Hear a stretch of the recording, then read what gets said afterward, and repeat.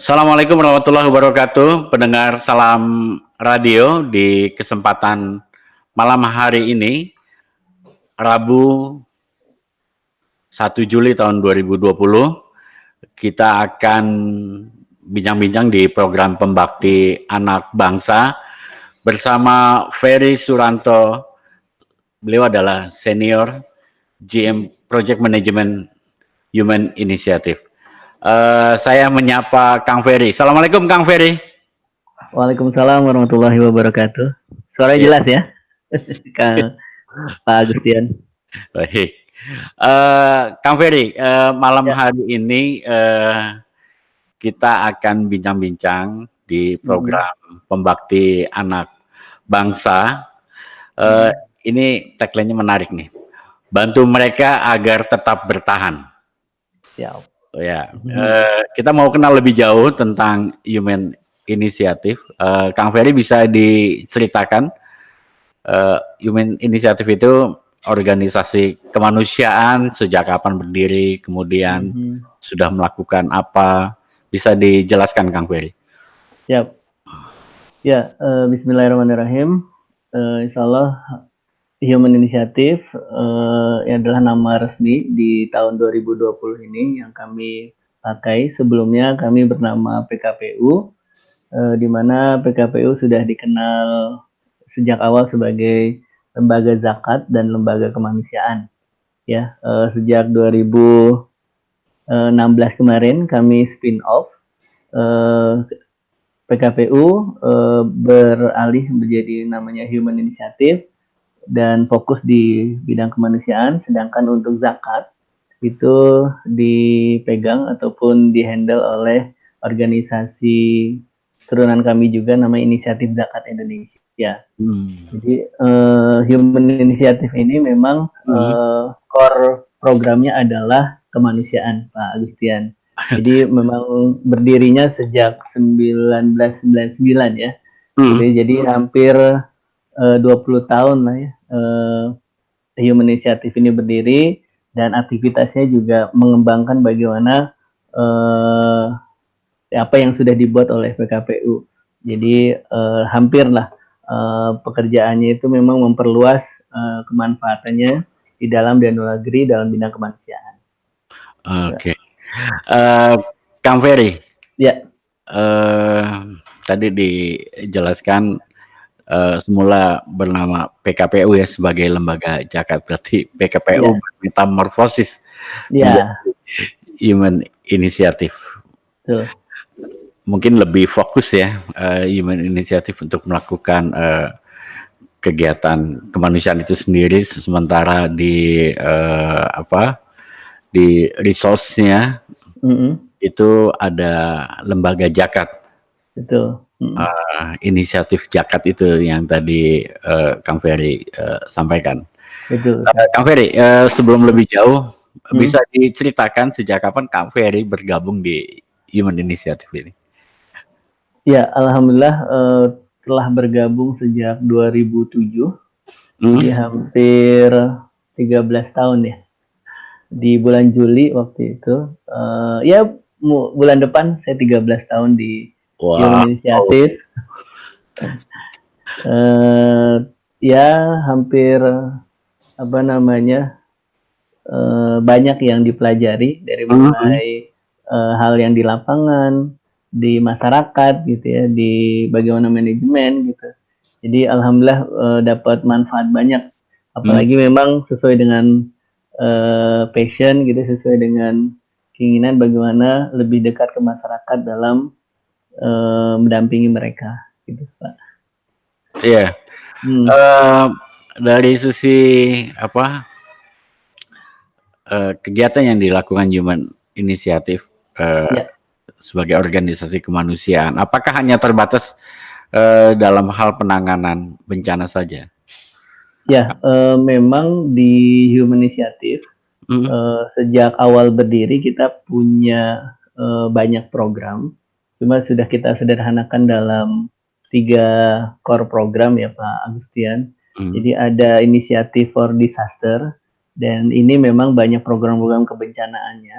dari mulai fase emergency respon atau tanggap darurat, recovery sampai rehab recon. Jadi bagaimana aktivitas pengelolaan program kebencanaan kita itu banyak kita kelola terutama di wilayah-wilayah bencana. Yang kedua, core program kita adalah inisiatif for empowerment. Banyak program-program pemberdayaan di sana, bagaimana mendampingi masyarakat untuk mencapai kemandirian atau kesejahteraan. Sesuai dengan visi kita nih Pak Agustian di Human Initiative, menjadi lembaga kelas dunia yang terpercaya dalam membangun kemandirian. Gitu. Jadi memang visi kita ketika kita mendampingi masyarakat atau memberikan program, kita harapannya juga bisa memandikan mereka agar bisa keluar dari permasalahannya di lingkungan masing-masing atau di mereka untuk mendapatkan kemandirian tadi. Terus core program yang ketiga adalah Initiative for Children. Itu program-program kepada anak, baik itu perlindungan anak, baik itu anak yatim, anak duafa, gitu ya dalam program yang memberikan akses kebutuhan dasar bagi anak-anak ya, termasuk bagaimana juga memberikan apa ya istilahnya memenuhi kebutuhan dari orang tua, baik itu yang single parent maupun dari si anaknya sendiri, gitu ya kan. Memang kalau biasanya kalau anaknya kita perhatikan kaitannya dengan sekolah, dengan pendidikan, nah ibunya atau orang tua yang single parent itu kita juga perhatikan dari bagaimana dia bisa hidup memenuhi kebutuhannya tanpa harus juga terbebani sendiri dengan pendidikan dari si anak.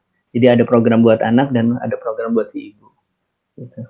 Ya, Kang.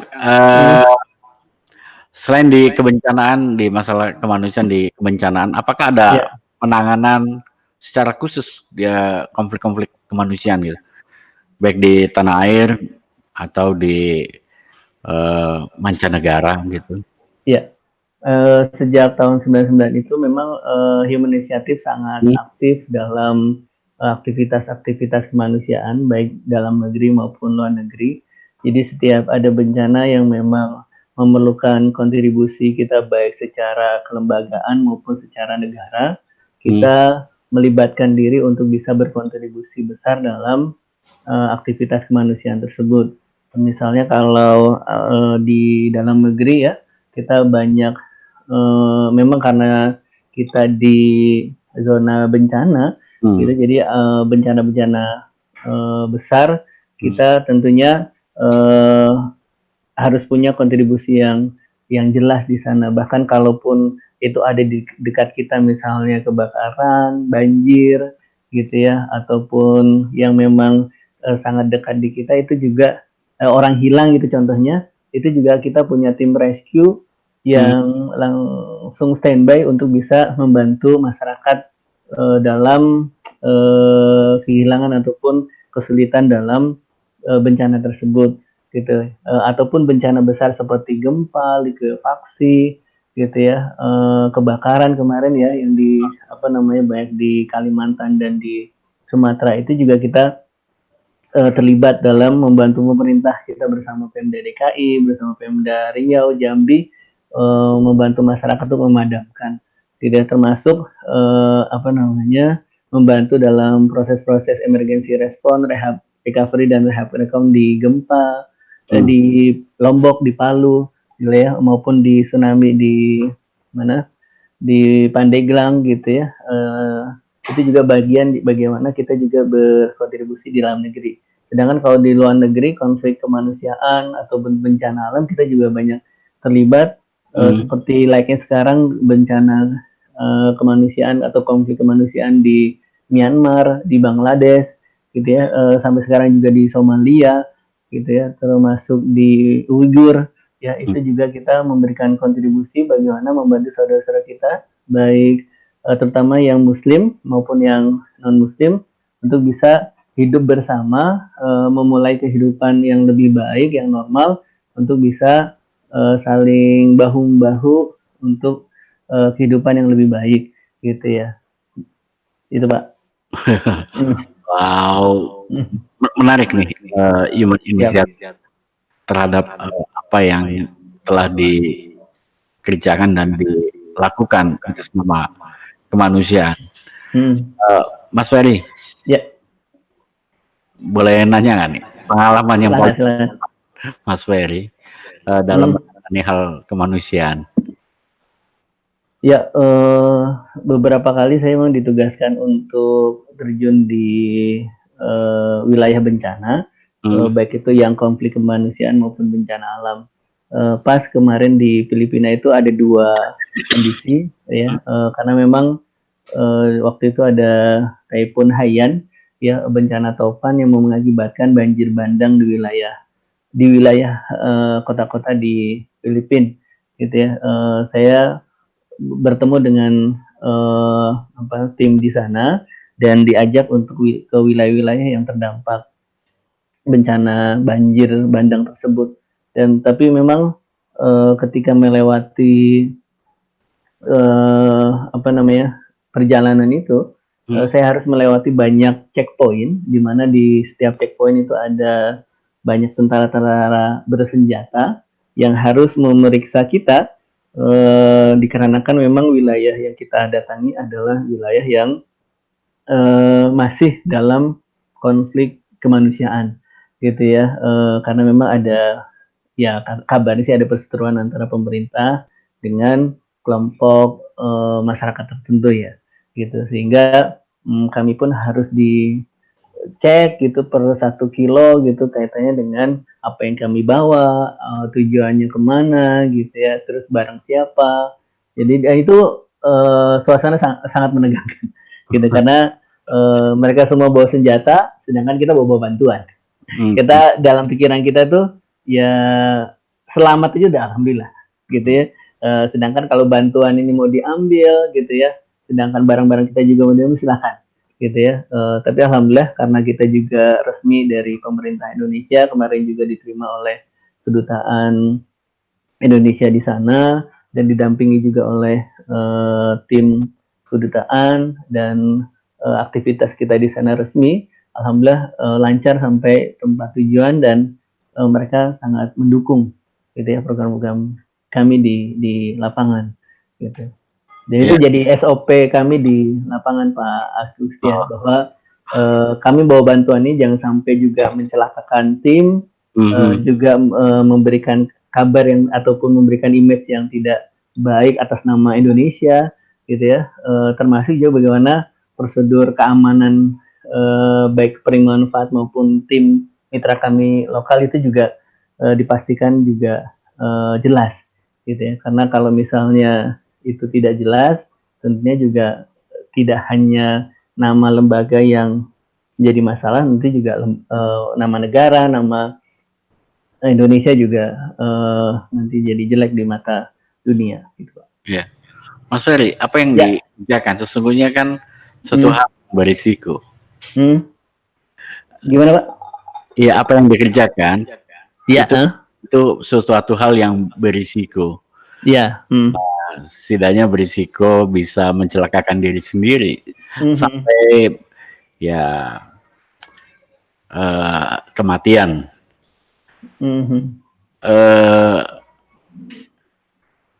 Bagaimana perasaan keluarga orang yang terdekat Mas Ferry sebagai aktivis kemanusiaan gitu?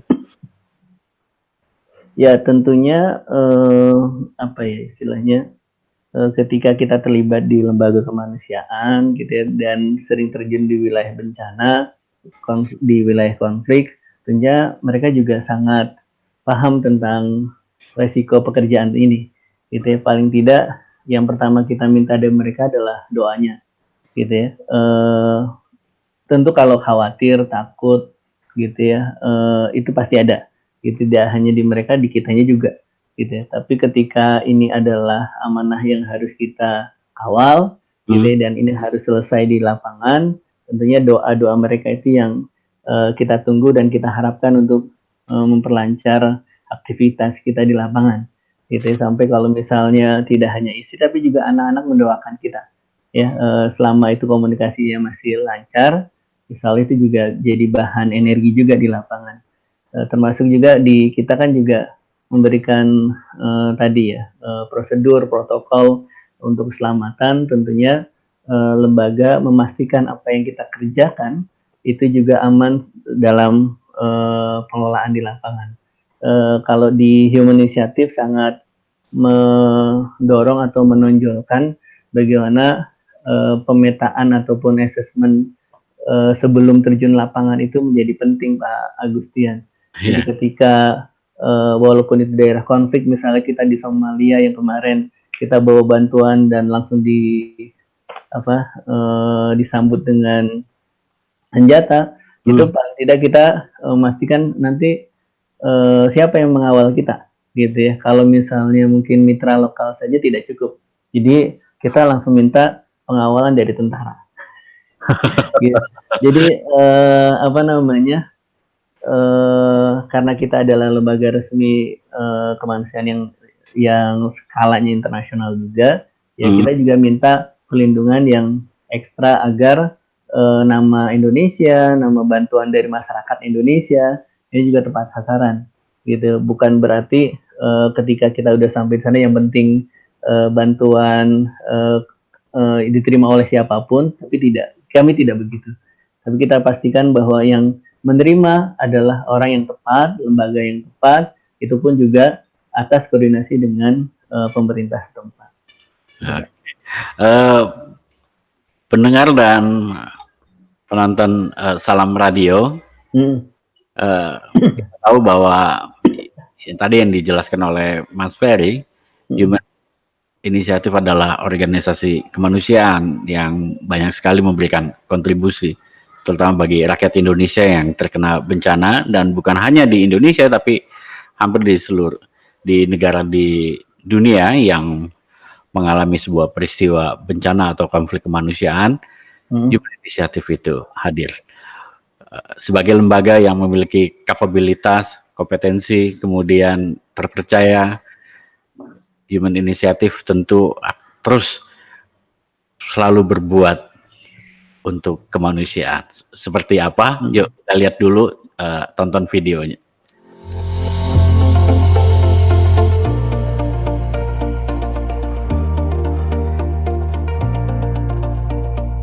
Dua dekade adalah sebuah perjalanan panjang yang penuh, dan usia 20 tahun merupakan sebuah awalan untuk menuju banyak perubahan. Berawal dari krisis besar yang terjadi di Ambon pada tahun 1998, Human Initiative yang sebelumnya bernama Pos Keadilan Peduli Umat atau yang disingkat PKPU berdiri atas inisiatif para pemuda untuk membantu sesama yang membutuhkan.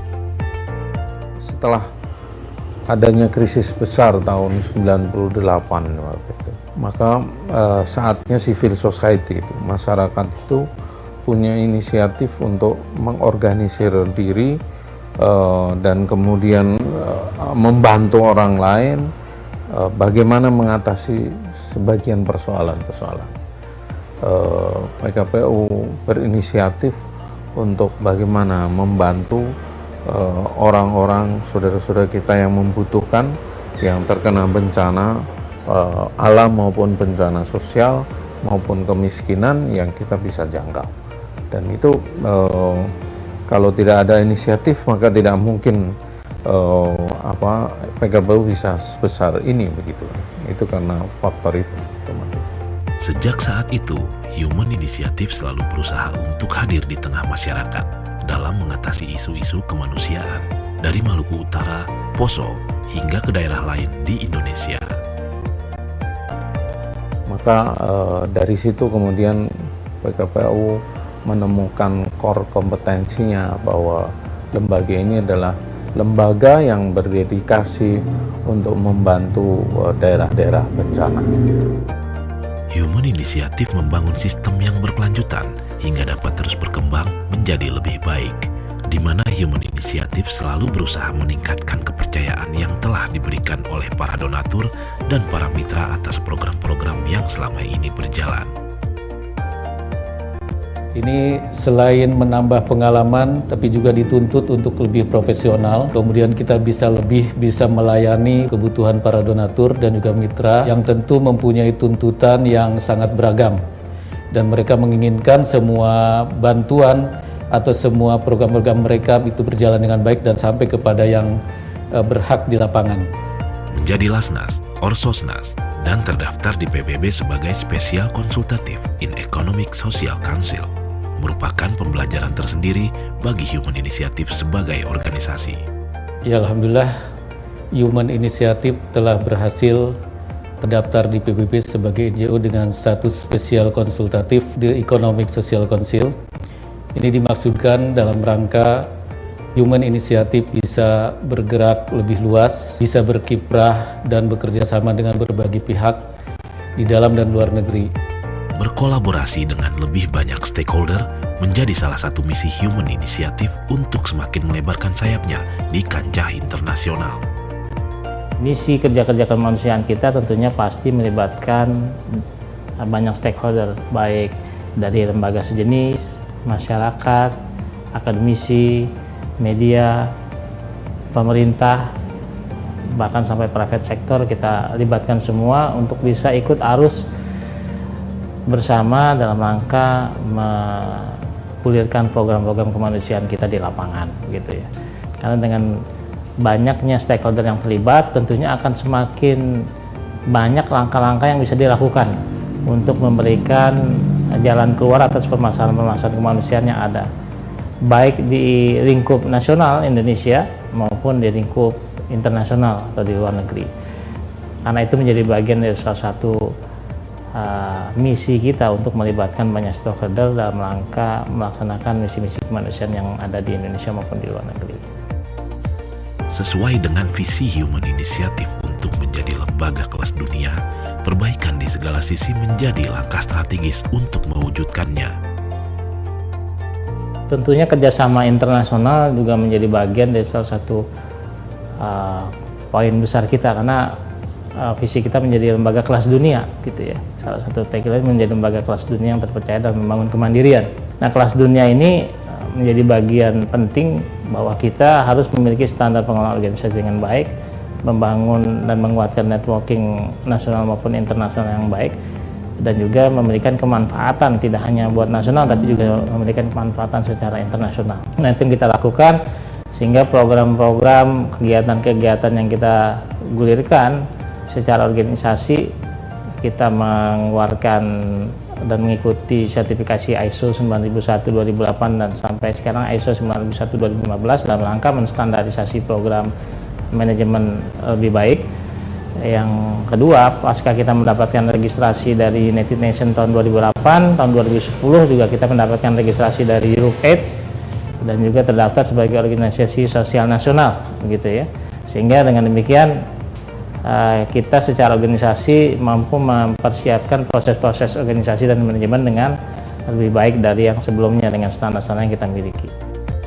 Kini, Human Initiative menuju worldwide dengan harapan dapat membuka peluang yang lebih luas untuk berkontribusi di dunia kemanusiaan dan memberi manfaat yang sebesar-besarnya.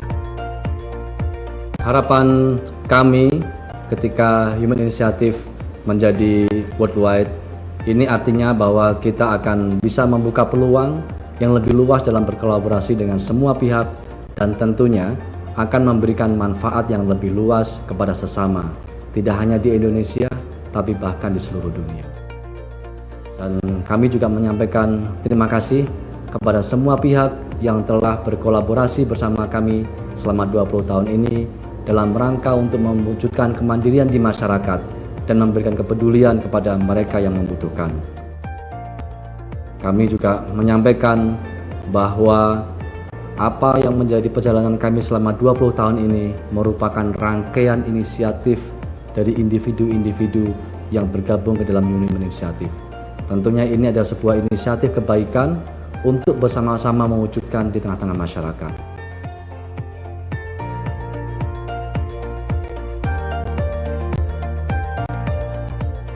Perjalanan 20 tahun merupakan usia yang cukup untuk memberikan kepedulian kepada masyarakat.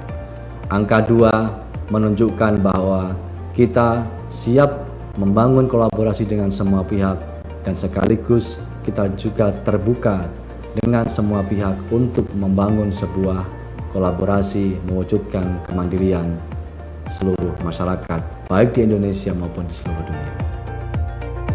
Human Initiative membangun kemandirian, mewujudkan solusi pedih. Ya, kita lanjutkan, Mas Kang Ferry. Siap, siap. 20 tahun itu bukan waktu yang sebentar gitu ya. Tentu orang juga tidak bisa melihat Human Initiative ujuk-ujuk sebagai organisasi bertaraf internasional, berkelas dunia. Tentu jalannya juga panjang. Siap. Pasti di dalamnya orang-orang yang terpilih, yang amanah, penuh dedikasi, komitmen. Itu proses rekrutmennya seperti apa, Kang Ferry? Bisa diceritakan, Kang? Ya, kita memang mengutamakan bagaimana kapasitas dari SDM, baik yang kita rekrut dalam manajemen maupun dalam lapangan adalah pribadi-pribadi yang baik, pribadi-pribadi yang soleh dan berkualitas.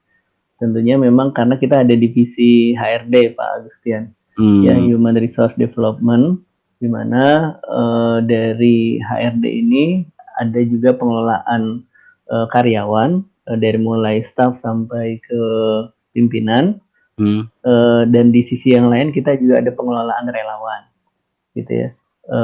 Jadi dua bagian penting dalam aset lembaga ini itu kita kelola secara baik. Jadi proses rekrutmennya pun kita sesuaikan dengan baik itu dari mulai kapasitas mereka bisa punya keterampilan apa saja gitu ya. Karena yang kita rekrut tidak hanya yang memang relawan tanggap bencana, tapi juga relawan dengan berbagai keahlian. Karena waktu bencananya pun tidak hanya yang tim rescue yang turun, ada juga yang punya keahlian fotografi, keahlian masak, itu pun ada, gitu ya. Jadi keahlian dalam mengendarai kendaraan, baik itu mobil, ya psikososial juga masuk, gitu ya. Jadi memang kita sesuaikan dengan potensi dari teman-teman kita di lapangan. Makanya kalau ada kenal Pak Subur, gitu ya, kita kan punya organisasi ya dari keseluruhan relawan itu Skuad Penanggulangan Bencana, dan Pak Subur sebagai ketuanya, karena memang dari segi pengalaman, dari sisi manajerial gitu ya, Pak Subur dipilih untuk bisa membantu mengelola tersebut. Gitu kan, apalagi misalnya Pak Subur juga sudah banyak pengalaman di wilayah bencana gitu ya, baik itu program emergency response, recovery, dan Recon, untuk bisa menginspirasi yang lain gitu. Tentunya tadi ya, kita berharapnya ketika yang kita rekrut, yang kita koordinasikan, yang kita konsolidasikan adalah orang-orang yang juga bervisi sama seperti kita, tidak hanya menyalurkan bantuan, tapi bagaimana bantuan yang kita berikan itu bisa bermartabat, bisa memberikan manfaat yang besar ke penerima manfaat tanpa menjadikan mereka adalah objek dari kondisi yang ada, gitu ya. Makanya kalau Pak Agustian lihat di kampanye program-program kita tidak menampilkan kesedihan, tidak menampilkan kesengsaraan, optimisme gitu ya, tapi optimisme, gitu, bahwa ada harapan walaupun di tengah kondisi bencana, ada senyuman ketika ada sedikit cobaan dari Allah, gitu ya. Ada optimisme gitu ketika besok itu lebih baik gitu. Ya, artinya penyintas tidak dijadikan sebagai objek bencana itu sendiri, tapi betul, Pak, dihargai. Betul, Pak. Oke, Kak Ferry, tadi di segmen berikutnya itu tentang bencana non alam COVID-19, dan kita tahu bahwa saat ini sudah hampir 53.000 ya orang yang 3.000, betul. COVID-19. Saya bacakan dulu datanya. Hmm. Saat ini orang yang positif sudah berjumlah 56.305, Nambah lagi. sembuh 24.806 dan meninggal 2.876. Data ini diupdate terakhir tanggal 30 Juni tahun 2020. Kak Ferry, ini kita sama-sama tahu bahwa persoalan COVID-19 itu adalah suatu hal yang baru. Tentu pengalaman baru juga bagi Human Initiative. Betul, Pak. Nah, ketika menghadapi ini, apa yang dikerjakan oleh Human Initiative, Kang Ferry? Ya, alhamdulillah karena kita tadi ya, di organisasi kita tidak hanya relawan rescue, tidak hanya relawan tanggap bencana, tapi juga ada tim ataupun SDM yang memang punya background kesehatan masyarakat, Pak Agustian. Dimana ketika menghadapi ini tentunya dengan penguasaan ilmu kesehatan masyarakatnya. Gitu. Jadi ketika ada kasus diumumkan oleh Pak Jokowi itu ada 2 orang di Depok, tentunya kita awareness itu terbangun. Yang pertama adalah bagaimana memastikan protokol kesehatan baik itu di tim maupun tim lapangan, di kantor maupun di tim lapangan itu terjaga dengan baik. Yang kedua adalah kita harus membangun awareness kepada masyarakat sekitar, gitu, bahwa COVID-19 atau Corona waktu itu ada loh dan nyata, tidak hanya di Wuhan, tidak hanya di Cina, tapi juga secepat mungkin akan ada juga di Indonesia. Makanya kita perlu membangun awareness itu. Jadi waktu awal diumumkan oleh Pak Jokowi, kita langsung mengedukasi ke sekolah-sekolah, Pak Agustian. Gitu. Jadi awareness itu dibangun dari anaknya, dan kita edukasi semua sekolah mitra kita. Masyarakat kecil berarti keluarga. Ya, keluarga. Gitu ya, karena kita yakin ketika anaknya diedukasi, dia bawa leaflet, dia bawa informasi dari kita dan itu disampaikan ke orang tuanya. Gitu. Sedangkan orang tua kan sebenarnya juga dapat informasi dari sosial media, dari TV, dari radio gitu ya. Nah, cuma penegasannya anak-anak nih gitu, biar awareness-nya terbangun. Media itu yang hoax ya, yang banyak keliruan. Nah, itu memang edukasi kita bagaimana memastikan informasi yang diterima itu adalah benar, gitu ya. Karena kan banyak tuh ya Pak, di awal-awal tuh hoax tentang COVID-19, bahwa dia penyakit turunan, dia lewat udara gitu ya. Terus banyak lah gitu ya. Sehingga masyarakat jadi ada yang ketakutannya berlebihan, ada juga yang sangat lalai gitu ya terhadap penanganan ini gitu ya. Jadi kita pun porsi edukasi di bulan awal itu lumayan besar. Jadi ada sekolah, kantor gitu ya, area publik kita juga edukasi, kita bikin leaflet atau poster yang kita sebarkan di mereka. Kita juga mengadakan penyemprotan disinfektan. Jadi ada 427 lokasi yang kita semprot.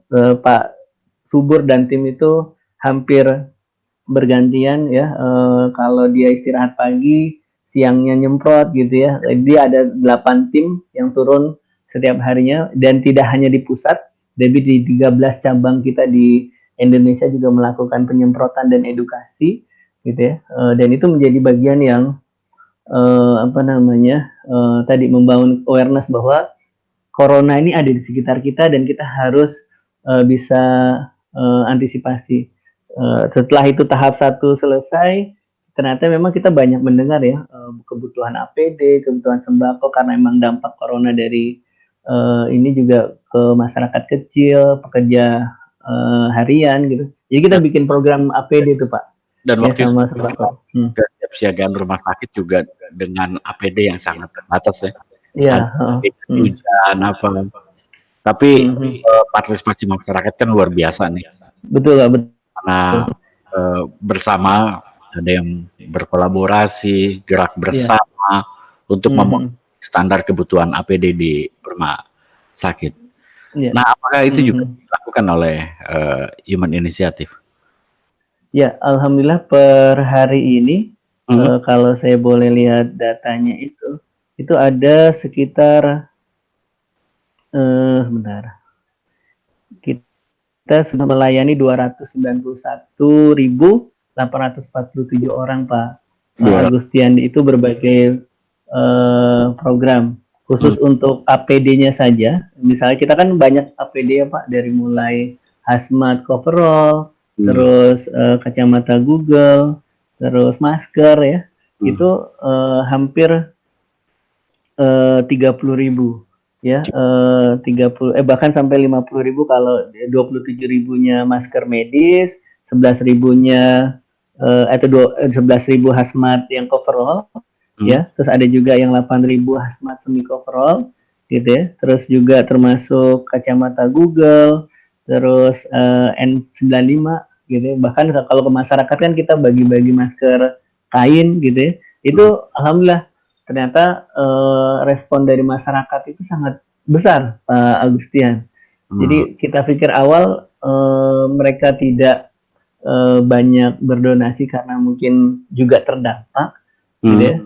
Tapi alhamdulillah ternyata di sisi yang lain masyarakat yang berlebih itu malah lebih besar donasinya, gitu ya. Sampai hari ini kita mengelola 32 miliar, Pak Agustian, terhadap bantuan COVID tersebut. Iya. Kang Ferry, selain bantuan berupa kayak masker, hand sanitizer, disinfektan, ya, APD dan segala macam, ada layanan kesehatan nggak yang dibangun oleh Human Initiative? Nah, kita juga dipercaya oleh mitra kita dari Malaysia untuk membuat mobile labs, Pak Agustian. Diceritakan, Kang Ferry? Ya, jadi mobile labs itu kita menyediakan alat tes, PCR tes di mobil ya, yang memang standarnya BSL 2, di mana ini sudah juga berdasarkan standar dari WHO dan Kemenkes untuk bisa menyediakan tes PCR di di mobil tersebut. Gitu. Jadi masyarakat tinggal datang atau kita mendatangi masyarakat untuk menyediakan layanan PCR test ke masyarakat. Jadi kalau misalnya selama ini mereka datang ke laboratorium, ke rumah sakit yang menyediakan PCR itu, tapi ini kita mendatangi mereka, Pak, karena kita memang mobil ya, gitu, dalam bentuk kontainer itu mendekati mereka di tempat-tempat publik gitu. Dan kita alhamdulillah kemarin sudah kick off dengan Pak Anies Baswedan ya, hari kemarin ya, hari Kamis ya. Hari Kamis dengan Pak Anies Baswedan gitu ya, minggu kemarin kita akan memberikan 3 mobile labs itu, Pak. Gitu. Jadi kita menyediakan mobilnya untuk tes masyarakat dan juga reagennya untuk masyarakat bisa langsung dapat hasil dari tes PCR tersebut. Iya. Gitu. Kang Ferry, untuk mendapatkan layanan tadi mobil lab PCR itu, masyarakat itu terakses informasinya di mana, Kang Ferry? Nah, ini karena masih dalam tahap pembangunan nih, Pak Agustian. Jadi kita optimalkan selesai di bulan Juli nih, Pak. Gitu ya. Pertengahan lah targetnya. Gitu ya. Agar akhir Juli itu bisa kita langsung operasikan bersama dengan kerjasama dari Labkesda dan Kemenkes gitu. Dan memang itu kita didedikasikan untuk wilayah Jakarta dulu gitu ya, karena memang seperti data yang disebutkan di pemerintah, DKI juga lumayan besar ya, data yang episode kasus yang positif. pertama gitu ya. Mhm. Pusat epicentrumnya awal di Jakarta. Jakarta, betul. Walaupun sekarang perkembangannya terjadi eskalasi yang meningkat di Jawa Timur. Jawa Timur dan Balikpapan katanya Pak ya, udah masuk zona hitam malah ya. Ya, Ya. Informasi-informasi seperti tadi ya, mobile PCR, kemudian kegiatan kemanusiaan yang berkaitan dengan COVID-19. Bisa jadi hal yang berkaitan dengan edukasi yang membangun awareness tadi. Itu masyarakat bisa melihatnya di mana, Kang Ferry? Ya, kita ada web resmi dari Human Initiative, humaninitiative.org. Itu nanti bisa dicek di sana aktivitas kita. Tadi dari mulai program edukasi, penyemprotan disinfektan, kita juga ada ketahanan pangan, Pak Agustian. Jadi ada yang memberikan sembako berbentuk 9 bahan pokok ya, lengkap tuh, ada berasnya, ada minyak gorengnya, ada gula, ada tepung gitu ya, bahkan sampai hal-hal yang memang kebutuhan protein mereka. Dan di level desa atau di level yang memang masyarakat kecil, kita juga mendorong mereka untuk bisa memanfaatkan lahan di sekitar mereka untuk buat kebun sayur, Pak Agustian. Gitu ya. Kemarin saya hari Senin tuh panen di Bogor, gitu ya. Itu ada panen cesim, kangkung, terus ada pokcoy ya, terus ada kailan, gitu. Di mana masyarakat sana diajarkan dengan lahan yang sempit yang ada di mereka itu bisa loh nanam sayur, gitu ya. Dan itu alhamdulillah berjalan, mulai banyak rumah tangga yang memanfaatkan itu, gitu ya. Termasuk di daerah kota juga ya. Menjadi ketahanan pangan dari rumah, itu yang kita dorong. Gitu. Pendengar dan penonton Salam Radio, kita lihat cuplikan video apa yang dikerjakan Human Initiative di saat pandemi COVID-19. Lembaga kemanusiaan ini bukan saja bekerja pada sisi bencana alam, tapi kali ini diberikan tantangan bagaimana bisa membantu saudara-saudara kita yang terdampak dengan adanya pandemi COVID-19. Mari kita lihat video seperti yang akan kita tayangkan berikut ini.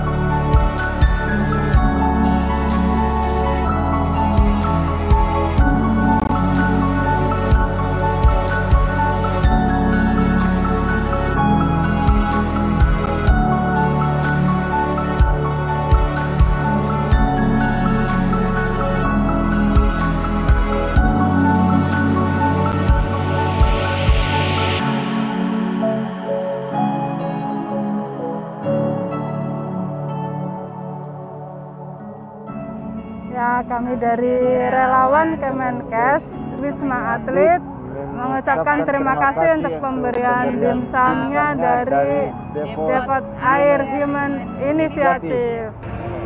Terima kasih Depot Air Human Initiative atas takjilnya hari ini, luar biasa buat kami di sini, para relawan Satuan Gugus Tugas Tenaga Medis di RSDC Wisma Atlet Kemayoran.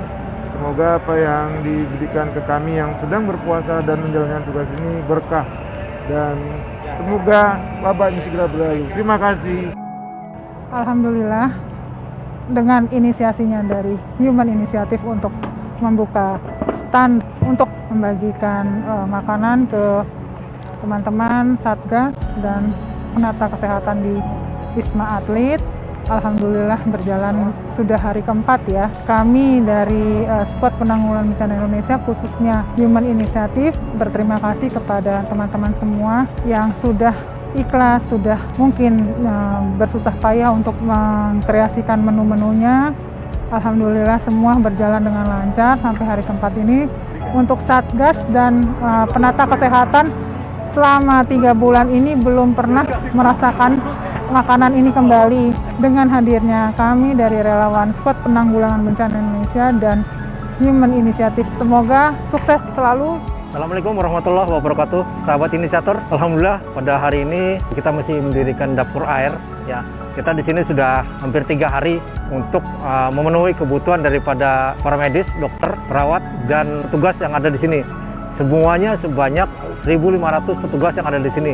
Nah, kebutuhan-kebutuhan ini yang sangat dibutuhkan oleh mereka. Selain itu juga teman-teman bisa membantu dengan adanya tajil-tajil, karena banyak yang melakukan saum atau sedang melakukan puasa.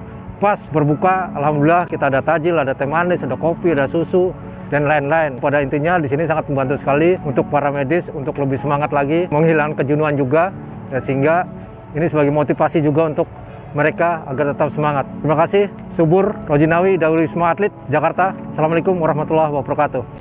Fight Corona. Ya, pendengar dan penonton Salam Radio, tadi kita sudah saksikan bersama yang dikerjakan tadi terlihat sepertinya mensupport apa yang dilakukan oleh Human Initiative ya di Rumah Sakit Darurat Wisma Atlet. Iya, Pak. Ini banyak sekali cerita yang mengharukan pada saat di bulan suci Ramadan gitu ya. Iya, betul. Yang ada suatu hal Ramadan yang kita telah jalani, suatu hal yang sangat berbeda gitu ya. Kemudian pada saat Idul Fitri, malam takbiran gitu ya. Suasana-suasana yang tentu saya yakin yang mengalaminya itu suatu hal yang sulit untuk dilupakan. Kang Ferry, ada kesan apa terhadap peristiwa ini, Kang? Ya, memang Ramadan kemarin adalah Ramadan yang sangat berbeda dari Human Initiative maupun dari kita kebanyakan di umat Muslim ya. Selain memang tidak bisa ibadah di masjid yang kita cintai, nggak bisa ngumpul, kita harus jaga jarak, gitu ya, nggak bisa ngadain iftar, nggak bisa buka bersama. Sama seperti kita pun seperti itu. Cuma yang agak miris memang kita menghadapi 2 beban. Gitu ya, pertama beban bagaimana kondisi pandemi COVID ini kan berdampak juga ke perekonomian masyarakat ya, gitu ya. Jadi ketika mereka ingin memaksimalkan ibadah puasanya, tapi di rumah nggak ada makanan, nggak ada orang yang membantu menyediakan, gitu ya. Terus terlebih lagi beban yang lain adalah bagaimana bantuan ini bisa diterima bagi mereka yang membutuhkan, gitu kan. Mereka sebenarnya perlu, tapi nggak tahu nih harus ke mana meminta bantuannya, gitu. Nah, ini jadi tanggung jawab kami ketika ada orang yang membantu ataupun menyalurkan amanah ini harus kita berikan, gitu. Walaupun kami juga dalam kondisi puasa, gitu, itu juga harus sampai ke wilayah tadi. Misalnya kalau tadi Pak Subur tadi Memang di Wisma Atlet itu Pak, itu kondisinya memang itu ada 1.500 relawan kan ya. Itu dari petugasnya aja. Belum dari pasiennya itu kalau yang kemarin kita data itu ada 800 orang di sana gitu ya. Selama seminggu kita melakukan dapur air itu. Dan itu tentunya kan psikologis mental mereka juga lama-lama drop juga kalau misalnya setiap hari ketemu ini ya makanan yang sama, orang yang sama, apalagi kondisinya juga makin banyak pasien gitu ya yang didatangi mereka tentunya yang positif kan gitu di sana. Akhirnya kita datang dengan sesuatu yang berbeda gitu, yang mereka kita datang dengan gerobak nasi goreng, kita datang dengan gerobak sate ayam gitu Pak. Kita datang dengan somai gitu. Jadi itu sesuatu yang excited buat mereka lah. Oh, ternyata ada loh yang perhatian buat mereka. Gitu walaupun misalnya bentuknya makanan gitu, dan itu sangat membahagiakan buat mereka. Kayak tadi kan ekspresi mendapatkan pisang hijau aja Masya Allah begitu gembira. Jadi itu pun juga memberikan energi spirit buat kita nih para relawan gitu, bahwa membahagiakan orang itu adalah cita-cita kami gitu. Itu yang membuat kami juga terus bertahan walaupun puasa, walaupun juga tempatnya jauh bahkan zona merah, kita harus menyampaikan itu gitu ya. Dan kita juga punya program memberikan parcel Pak ke tenaga medis, misalnya ke parcel. Menarik nih. Ya. Banyak yang belum diketahui oleh kalayak. Gimana ya, Kang? Jadi kita ada 3 program kan buat tenaga medis tuh. Kalau APD tadi sudah common ya, udah umum lah gitu, ke ke dokter, ke perawat, ke lab itu memberikan APD tadi. Kita ada 2 program yang kedua tuh memberikan parcel Pak. Jadi kita memberikan parcel di saat mereka shift shift jam kerja gitu. Jadi ketika sudah penat, mereka pakai hazmat, sudah 8 jam itu mengurusi pasien, dan kita beri kejutan tuh ketika giliran jam kerja gitu. Jadi ketika mereka istirahat, kita kasih parcel berupa buah, madu gitu ya, suplemen-suplemen lain lah. Jadi ketika mereka ada keluar gitu, ini ternyata sampai nangis tuh Pak gitu, perawat, dokter gitu ya, ternyata perhatiannya begitu besar gitu. Apalagi kita bisa sampai waktu itu membawa artis gitu ya, walaupun misalnya artisnya tidak langsung di on the spot ya, tapi lewat live streaming gitu ya. Kalau bawa artis tentunya kan mereka juga khawatir tuh masalah kondisi di lapangan. Jadi kita live streaming aja tuh. Dan itu ternyata memberikan respon yang sangat baik buat tenaga medis agar tadi itu bangkit. Dan alhamdulillah ada juga support selain APD, parcel juga ada penginapan Pak.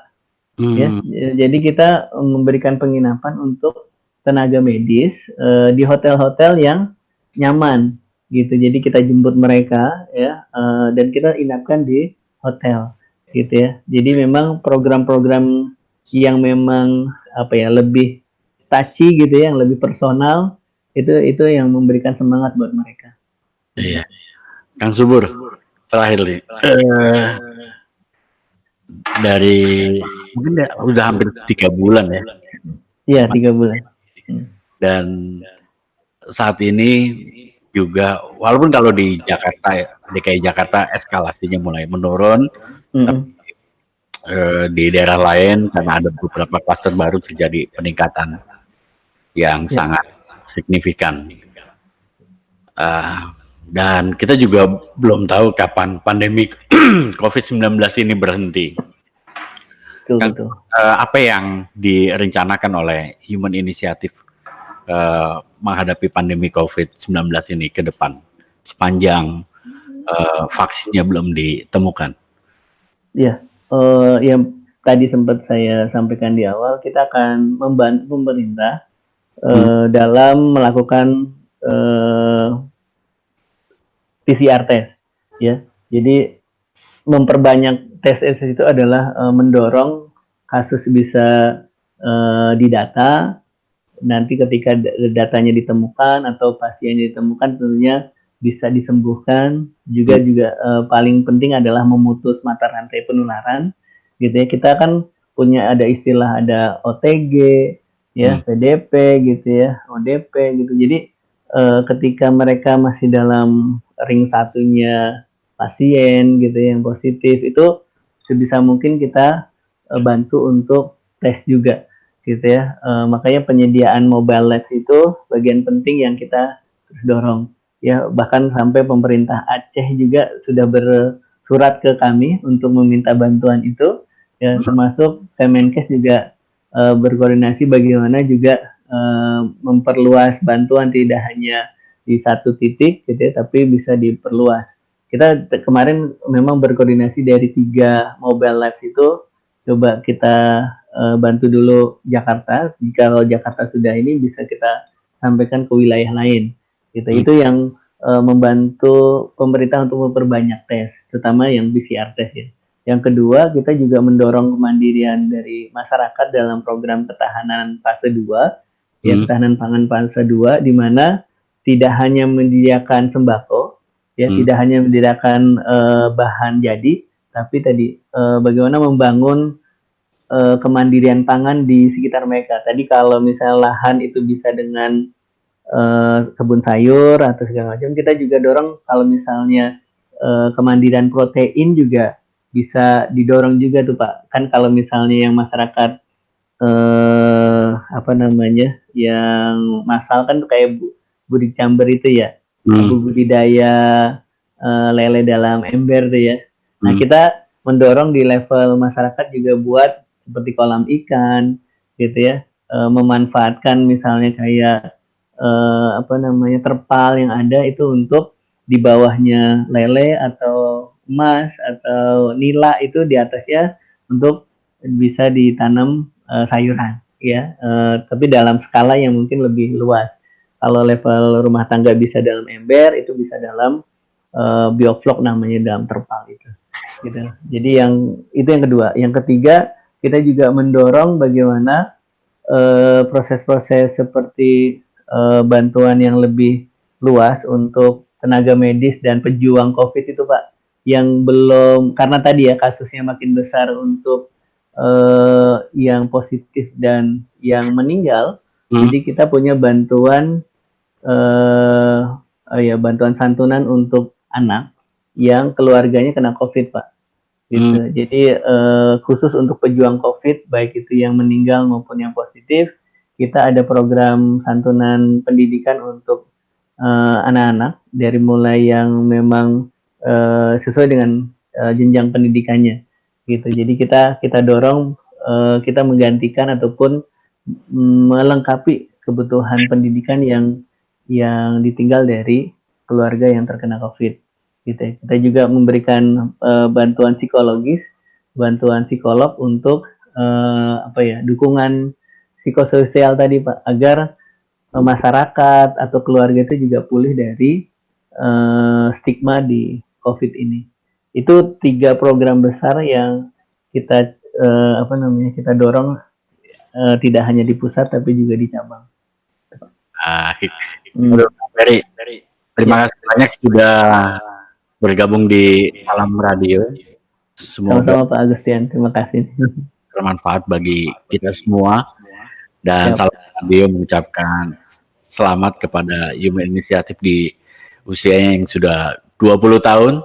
Terus berbuat, dan ya, kami mungkin nanti boleh main ke kantor kami di Cimanggis, Depok. Dan wakili masyarakat juga mengucapkan terima kasih apa yang telah dilakukan oleh Human Initiative. Terima kasih Kak Ferry. Sampai kembali. Salam kemanusiaan, salam kemanusiaan, salam tangguh. Ya, assalamualaikum warahmatullahi wabarakatuh. Waalaikumsalam warahmatullahi wabarakatuh.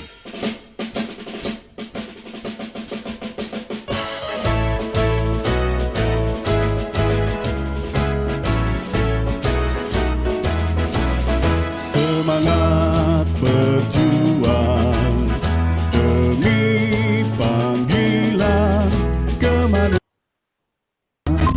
gerak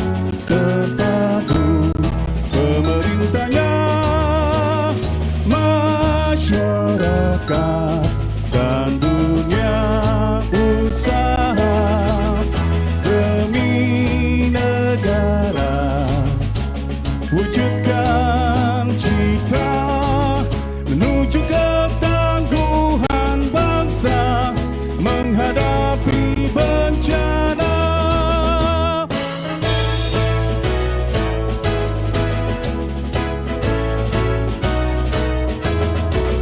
Semangat berjuang demi panggilan kemanusiaan. Terpadu pemerintahnya, masyarakat dan dunia usaha demi negara.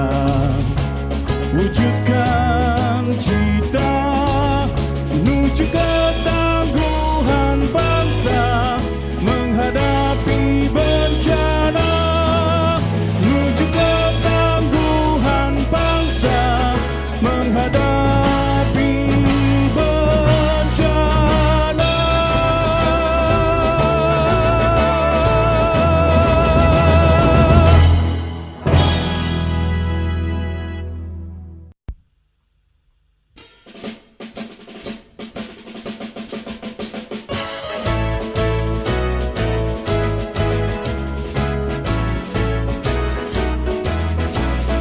Semangat berjuang demi panggilan kemanusiaan. Gerak terpadu pemerintahnya, masyarakat dan dunia usaha demi negara. Wujudkan cita menuju ketangguhan bangsa menghadapi bencana.